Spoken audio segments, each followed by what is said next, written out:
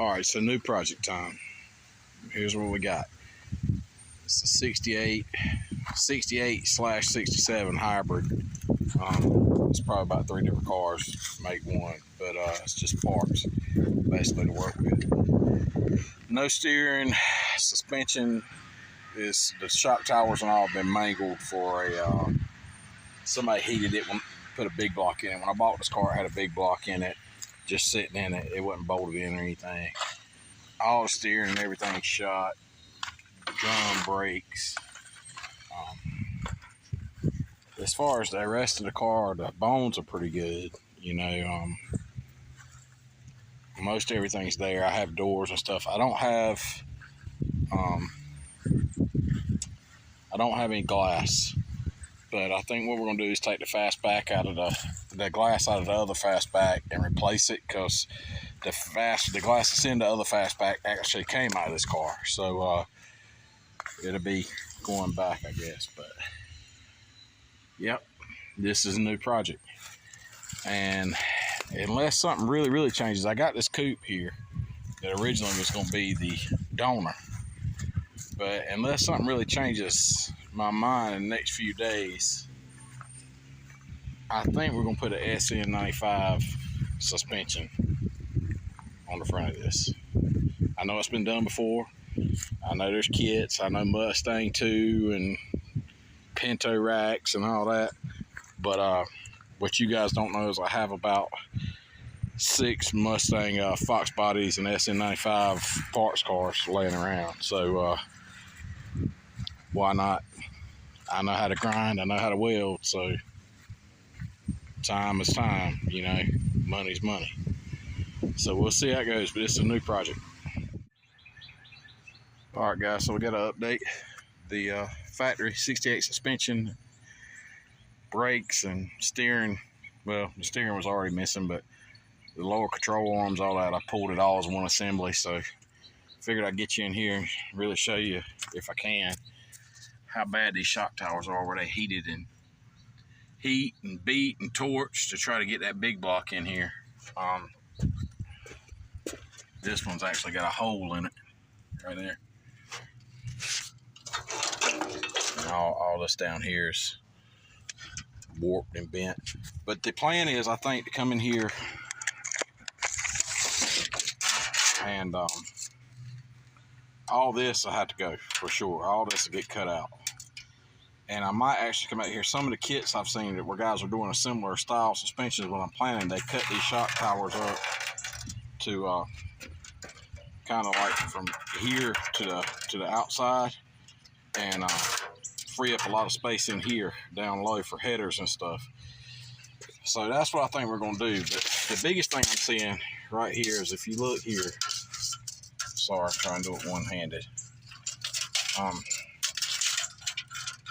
And now my tape measure is not going to work. But if I can get this tape measure, it's about 27 and a half. It might look like 28 on the tape, but I can't pull it tight. So it's about 27 and a half inside. And so what I've done here is I've took that foxbody K member, and I had a couple pieces of steel that were left over off a job site, and that I saved, and I just got loosely mocked up. It's not square and everything, but I got this now at 27 and a half.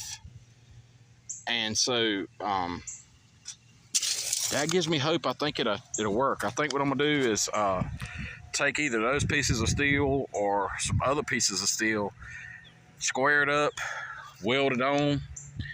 You know, it's 3/16. It's made out of the same thickness as the K member, and I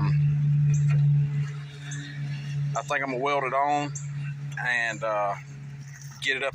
You know, I'll have to get this cut out and get it up under here.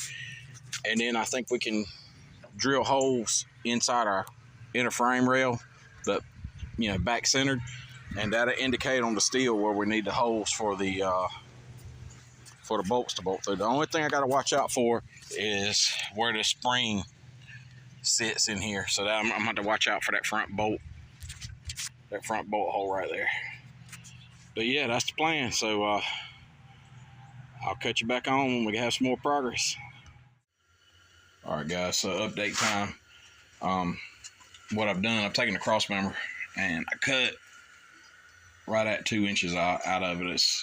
I use this fold tape. It's 1 7/8 wide, but I figured the blade width on each side would make it right at 2 inches. So I've cut that out of the cross member and just use my little flux welder because we're just playing at this point. If this don't work, I'm just going to, this was an old junk cross member, you know, and I need to spend a lot of money on it. It's just kind of experiment and see if it'll work. And if it'll work, I'm going to come back in and plate all this in here to really reinforce where I cut it in half, and on the bottom as well back here. But for right now, we just flux weld it because it was easy and I can get to it. My shop's a wreck. I've been working on a lot of cars and it's cold outside and 19 other reasons why. The main reason being that it was the easiest. So what I've done, I've cut 2 inches out, like I said, and what I'm going to have to do, or 1 7/8 out plus the blade, but what I'm going to have to do is move the rack bolt over. The driver's side has to stay, I'm thinking it's going to have to stay where it is because of the steering shaft.